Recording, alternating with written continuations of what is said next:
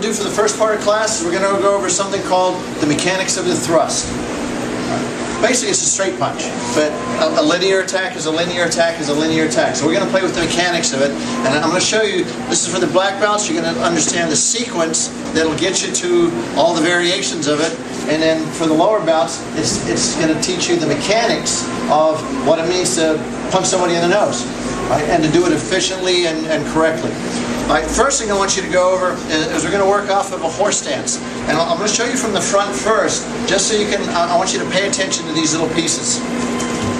The horse stance in Kempo is what we call upper body isolation. So you don't have to worry about pivoting or stepping or anything like that, what's going on.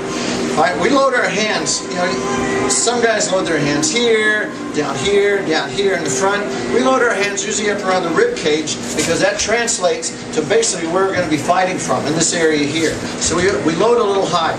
Now, as I punch in here, I want to focus on my shoulders. I want to get all that tension out. I want to drop them and relax them.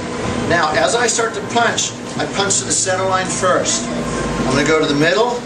I'm going to keep it and feel that shoulder. This is critical. If you start to punch and your shoulder's starting to rise already, you're defeating the purpose of the punch. Right? It's not going to be as efficient as it can be. I want to keep it relaxed. I'm just going to swing, push with my elbow. I'll push with my elbow, and as it starts to, if I keep the angle correctly, it'll just start to rise on its own. Now, I'm going to keep pushing with the elbow until it hits this little pocket, and it's just going to drop in. You can feel it drop. Right, so you're kind of creating this little elongated J feeling. And then from there, it rides out and then goes straight.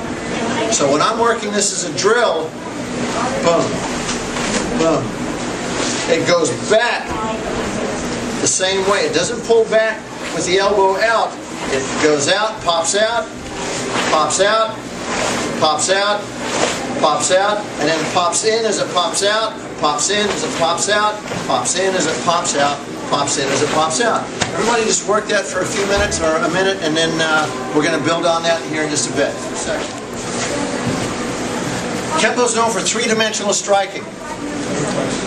Three-dimensional components are small, big, or bigger. In this case, they're small. 3 dimensions. Depth. Height. And then rotation. Depth, height, width. That rotation is the width. I'm seeking, as I go forward, I'm seeking depth. The only thing that's working 3D right now is one arm. None of my body is, but in that 3D idea, I'm rotating my shoulder. We call this proximal medial distal rotation. That first little piece is proximal. Actually, it's medial, because that starts everything. I'm pushing with the elbow, and I'm creating those little circles right off the bat.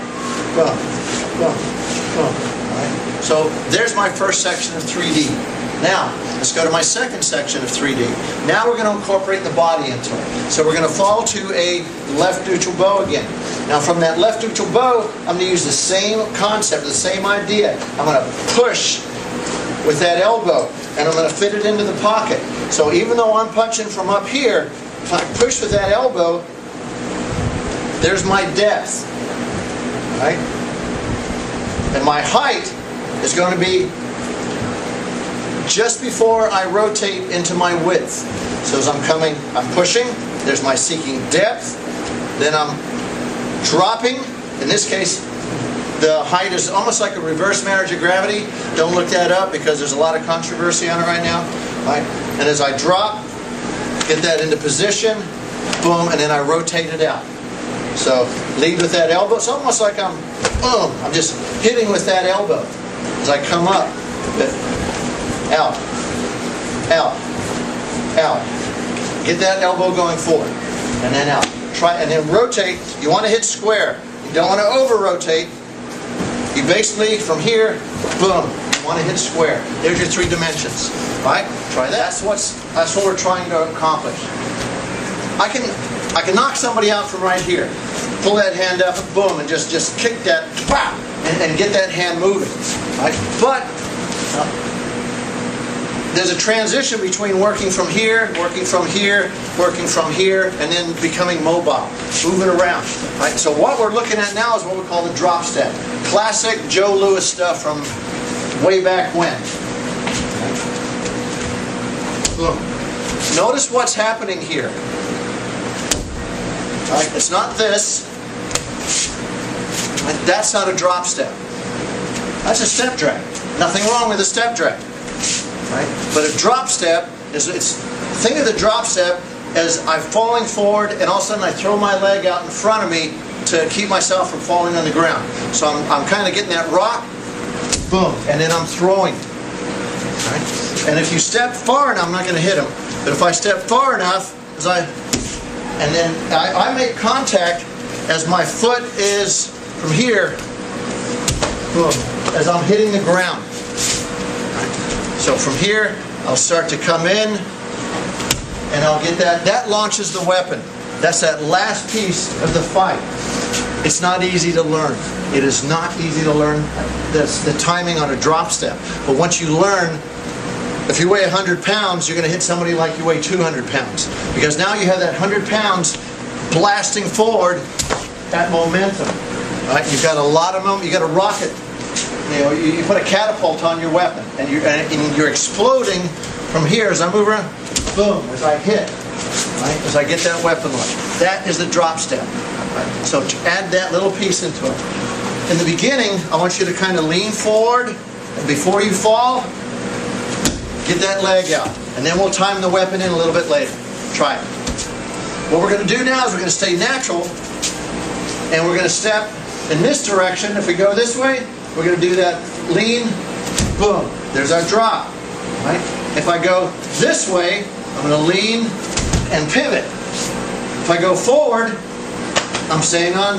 I can go this way. I can go this way. I can go backwards. All right. Now backwards, we're going to do a little different. You're going to step behind. Right? I can step behind this way, or I can step behind this way. Right? So here's your first direction. To the right. Lean, fall, punch. Come back up. Next direction. Lean, fall, cross. Good. Now we're going to do two directions to the front. We're going to lean, fall, rotate, and jab. Or straight. Excuse me, straight. Keep your left hand up. Come on back. We're going to lean, fall, cross. Go to the front. And in the last part of the drill, you're going to step behind. You're going to rear twist. Straight. Did everybody see that? One more time. Watch first. Boom. And you're punching with the right hand only.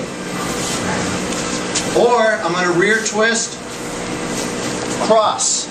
I only want you thinking right-handed for right now, because in most cases, that's what's going to happen. There's the drill. Go ahead and play with that just for a few minutes on your own.